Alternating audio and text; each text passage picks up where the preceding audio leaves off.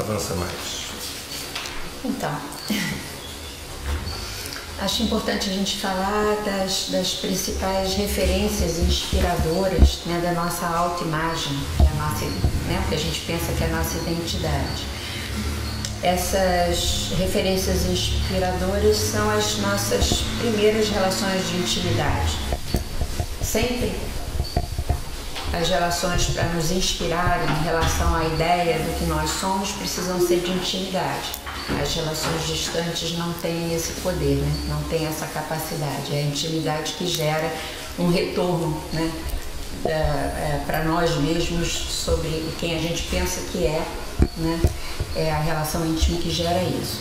E as primeiras relações de intimidade que a gente tem são com a família. Mas antes de falar da família, eu só queria ainda colocar em negrito o que o Sérgio estava colocando aqui, como princípio fundamental, acho, para toda a nossa reflexão hoje sobre esse assunto, que é esse fato da nossa identidade ser uma coisa transitória. Porque parece que dentro de nós, faz parte da nossa humanidade, existe uma força muito poderosa que tenta o tempo todo nos convencer para que a gente trate a nossa própria identidade como algo consolidado mesmo no nosso passado. Eu sou assim porque me aconteceu isso e aquilo outro. Mesmo quando a gente se trabalha, eu faço terapia, eu faço isso, eu faço aquilo, mas é quase batata quando a gente está vivendo principalmente uma coisa desafiadora. Eu tô assim ou eu sou assim porque me aconteceu aquilo outro. Então, é como se a gente tivesse que ter uma consciência muito grande dessa transitoriedade da identidade. E por que isso? Porque, na verdade, ela é a identidade, o resultado contínuo do processo contínuo, né? Que é esse processo da gente ir se descobrindo. Aqui eu queria pegar uma referência, que é uma referência da arte contemporânea. Eu tenho uma paixão, o Sérgio também, pela arte, porque a gente entende que a função maior da arte é servir a vida, né? Tá a serviço da vida. E existe hoje na arte contemporânea um termo que está muito na moda, né? É muito comum os artistas fazerem uma exposição sobre um trabalho seu, né, e que ainda está em desenvolvimento. Isso foi cunhado um termo, né, que está na moda, esse termo, dentro do mundo artístico. É work in progress, quer dizer, é o trabalho que está progredindo. E, na verdade, né, a nossa identidade é um work in progress, sabe?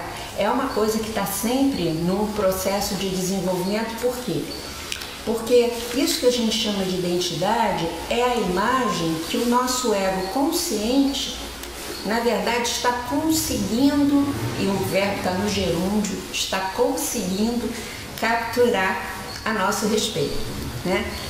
E o ego é uma parte da gente, né? Que é o aspecto mais superficial da nossa personalidade. Então é o que ele está conseguindo capturar do que nós somos, que a gente chama de identidade, né? Por isso ela é transitória, porque a gente espera que essa captura vá aumentando ao longo do caminho da vida, né? E não costuma ser inteira. Bom, aí a gente pode voltar um pouquinho ao assunto, né, das nossas referências de formação de autoimagem, né? Obviamente a primeira é a família, né? E em primeiro lugar eu queria tocar no assunto, né, de que a gente, pelo menos eu acredito nisso, né, eu sempre penso que a gente já teve inúmeras famílias. Cada um de nós já teve inúmeros pais, inúmeras mães, inúmeros irmãos, inúmeros maridos, inúmeras esposas, inúmeros filhos. Claro que isso faz sentido para quem acredita em reencarnação, né? Eu estou falando disso, mas como eu acredito, né, isso é uma referência para mim sempre forte para quando eu reflito sobre essa questão de identidade, né? A gente fica tão apegado a essa história quando na verdade a gente vem aí talvez tantas e tantas inúmeras e milhares de experiências para trás. Mas mesmo para quem não acredita, né, em reencarnação, tem uma outra reflexão em cima da família que eu acho fundamental, que é o fato da gente saber que a família tem uma função arquetípica, isto é, a família tem uma função que obedece a uma lei universal que é muito mais anterior que a nossa experiência com a nossa família ou a nossa vontade, né? Se a gente sabe que a família tem uma função arquetípica e, portanto, ela tem uma função de luz e tem uma função de sombra também, é inerente isso à família. Isso ajuda a gente a ter um certo distanciamento fértil quando a gente vai olhar e avaliar a nossa família e a história que a gente viveu com ela, né? Essa família de origem. Distanciamento, volta e meia, é muito fértil mesmo, né? Porque quando a gente olha de longe, a gente tem uma abrangência maior do olhar, né? E isso é fundamental, assim.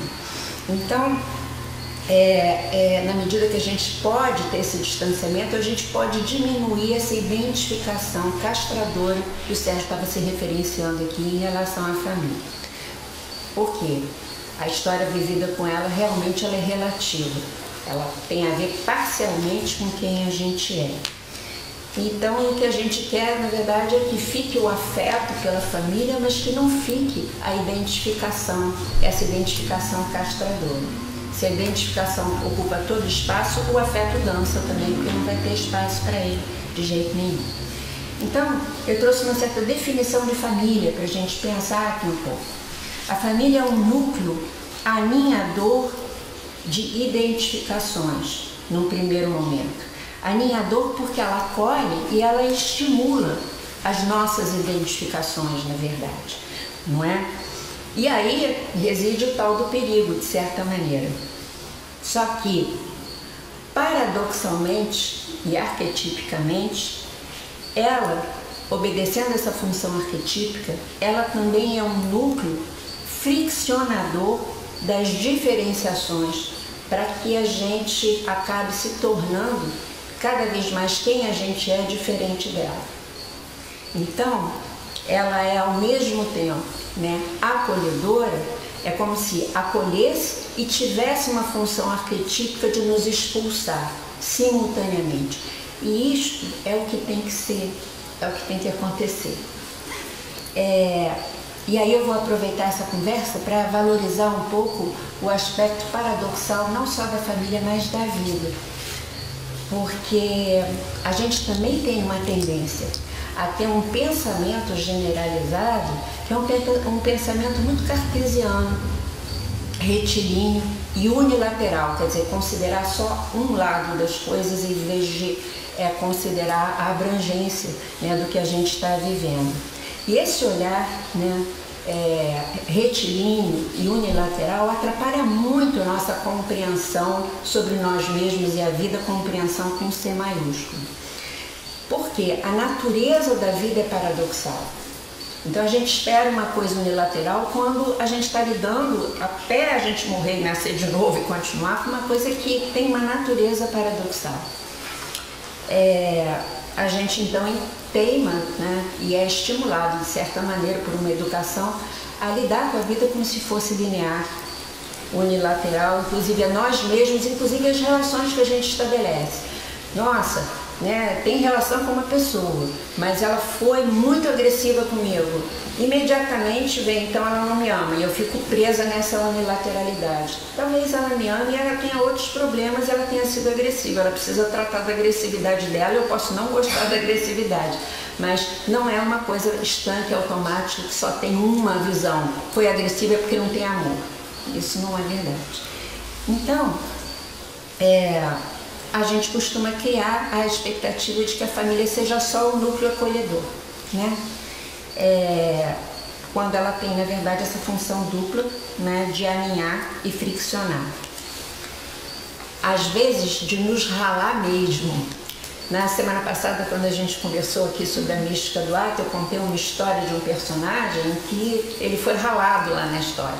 E muitas vezes na vida, a família que a gente vive e a nossa história, a gente tem essa impressão de que a gente está sendo passado num ralador.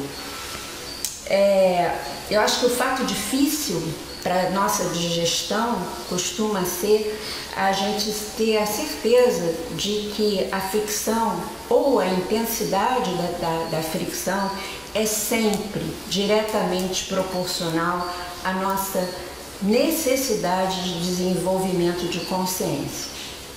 Então, a intensidade da fricção que a gente vive através dos fatos é sempre proporcional à nossa necessidade de desenvolvimento de consciência. Isso é complicado, porque a gente sempre acha que a gente não estava merecendo certas experiências, assim, mas a gente acha que precisa passar, sabe, por isso, assim. Quando eu penso nesse assunto, eu me lembro sempre da época, que acontece até hoje, mas quando eu dava plantão em um hospital, é uma prática comum, que você prescreve lá o medicamento para ser dado, né? E aí você coloca, às vezes, alguns medicamentos SOS, né? Dipirona para dor, SOS. Significa que se o doente lá no meio da noite tiver dor, é para tomar aquele remédio. Mas se não tiver, não precisa dar. Então, a fricção da vida, a intensidade dos desafios que a gente vive, eles são meio SOS também. E da família em que a gente nasceu também, sabe? É proporcional a essa nossa necessidade, assim. E isso é importante a gente saber para não cair, sabe, naquela, vamos dizer assim, naquela prisão em relação à nossa história. Se a gente fica na visão unilateral da nossa família, a gente corre dois riscos. Ou a gente idealiza a família que a gente vive, só vê coisas maravilhosas, qualquer coisa que saia fora daquele modelo não presta, e na verdade a gente vai ficar, eu acho que numa situação de desconhecimento da vida e da gente mesmo. Ou então a gente cai no outro lado, que é ficar magoado, ficar ressentido, passar uma vida, às vezes, num lugar de se sentir vitimado pela própria família, né? Todas essas duas situações, na verdade, nos colocam num lugar de imaturidade, né? De imaturidade emocional. Bom, então eu quero falar de uma forma sintética ainda dessas funções arquetípicas das figuras talvez mais importantes que constituem a nossa família, né? Algumas coisas que a gente já comentou aqui em outros Amores Singelos, né? Então, numa família a gente vai encontrar a figura do pai, não é? E arquetipicamente a gente até já sabe, né? Isso é conversado, né? Em tantos meios, que o pai tem uma função arquetípica de protetor, de provedor, não é? Mas também de movedor, né? Transcendente das ideias dentro da família. É uma função arquetípica do pai olhar além da família e levar a família de alguma forma a olhar para fora dela mesma também, né? Isso tudo é uma maravilha.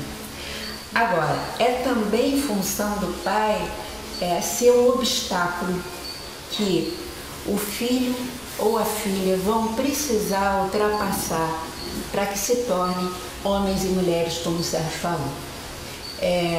O pai vai ter que ser também essa figura de obstáculo, seja porque ele é uma pessoa autoritária, seja porque ele é ausente, seja porque de alguma forma inconscientemente ele se porta dessa ou daquela maneira, ou até quando acontece, né, a morte, a ausência de um pai pela morte, né, e que os filhos vão ter que passar por aquele processo de lidar com aquela falta. Então, a gente ter essa consciência vai nos ajudando. Assim como a mãe, ela tem uma função de cuidadora, obviamente, não estou falando nenhuma maravilha aqui, de nutridora e de enraizadora dentro da família. E tem uma função imanente também, que sabe, de dentro da família, lembrar aquele núcleo familiar da força que existe dentro de si, dentro de cada um e dentro das coisas de uma maneira geral, né? Que tudo tem uma força imanente. Isso é função materna. Mas a mãe também vai ter uma função arquetípica de ser a parideira das mortes que os filhos precisam passar. Isto é, tem um momento que a mãe vai ter que funcionar como uma certa madrasta, porque ela não vai poder ficar naquele elemento de proteção e bondade, né, que a gente tanto aspira das nossas mãos. E às vezes a gente pode não ter conhecido esse elemento durante toda a nossa relação com a nossa mãe. E a gente tem que se perguntar por que será? Será que dentro da gente tem uma certa madrasta que a gente precisa integrar e trabalhar e que aparece representada na nossa mãe, por exemplo? Né? Os irmãos já têm uma função completamente diferente, porque os pais têm uma figura ali, representação de uma autoridade, né? E os irmãos, na verdade, vão representar um processo, vamos dizer assim, que a gente vai ter que viver de comparação e embate diferenciador, né? No campo daqueles que são aparentemente iguais, simplesmente aparentemente iguais, porque ninguém é igual, né? Mas os irmãos trazem essa experiência, às vezes através da forma mais prosaica e mais simples, né? Aquela briga, quem pegou a minha roupa que estava dentro do meu armário sem a minha autorização, quer dizer, a minha diferença daquilo que é meu, e ali aquilo começa a ser exercitado de uma forma prosaica, mas necessária de certa forma. Então,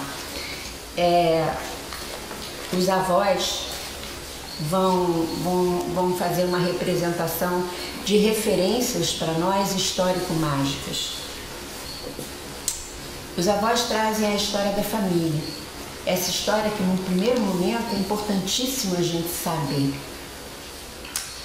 Trazem também a história do mundo, né, na sua época, né, e que é importante a gente saber também para a gente entender certas coisas e, como o Sérgio falou, depois poder deixá-las. A gente só entrega aquilo que a gente tem, né? Como é que a gente vai deixar a história se ela não estiver na nossa mão, na verdade, clara, né? E os avós estão falando de onde a gente veio.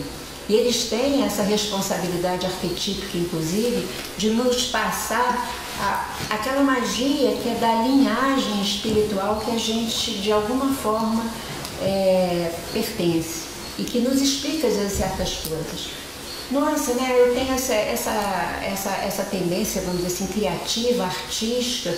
Meu pai é engenheiro, minha mãe é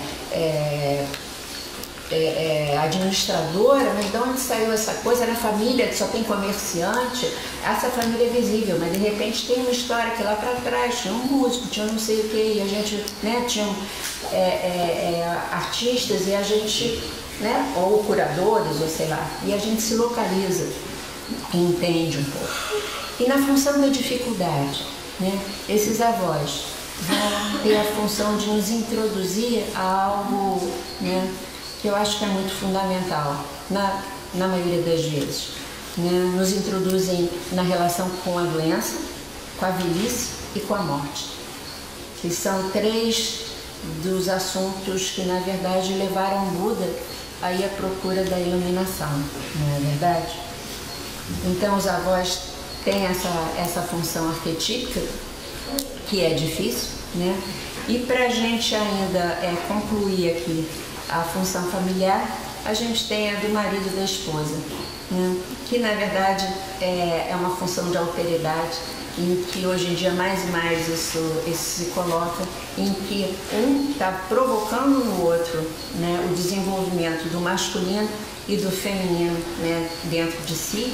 Claro que isso não fica restrito aos casais heterossexuais, nas relações homossexuais isso também acontece, alguém sempre ocupa um lugar mais da esposa, o outro mais do marido, digamos assim, mas essa troca e essa alteridade vai ser aprendida mediante essa relação, assim como, né, a relação de marido e de esposa provoca a emergência das sombras, né, que nos povoam de uma maneira muito, muito intensa, assim. Então,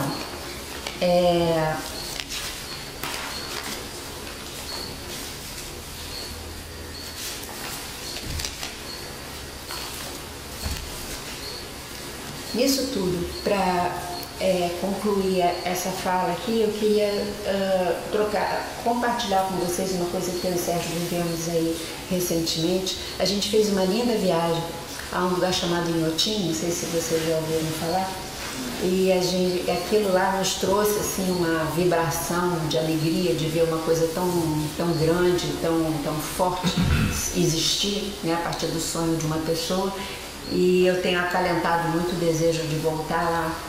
E lá nessa viagem uma das coisas que mais, são muitas obras, uma obra que mais me chamou a atenção, ou uma delas, é uma chamada Bindrop.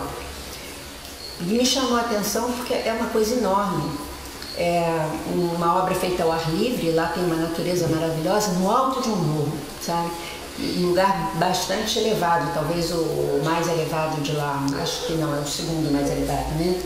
E o artista, que se chama Chris Burden, ele mandou fazer uma piscina de cimento fresco, muito grande. Concreto. De concreto, e trouxe trilhos de trem de Minas, né, antigos que não estavam sendo usados, e são 71 trilhos de trem, durante 12 horas, um guindaste de 45 metros de altura, pegava uma viga e jogava nessa piscina de cimento, e ela caía, e do jeito que ela ficou, o cimento endureceu, e assim as 71 vigas. A gente chega lá hoje, tem no alto lá do morro, aquelas vigas enormes em pé, e é uma coisa assim, a natureza em volta é muito impactante.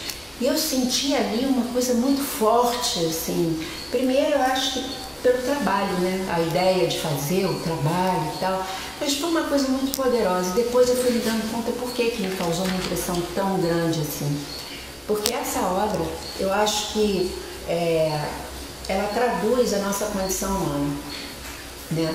Primeiro, aquilo eram só trilhos, quer dizer, algo que existia numa horizontal, só não que tinha uma função importante, né? Mas que viviam colocados numa horizontal, que é exatamente, vamos dizer, a nossa condição de estar no mundo, né?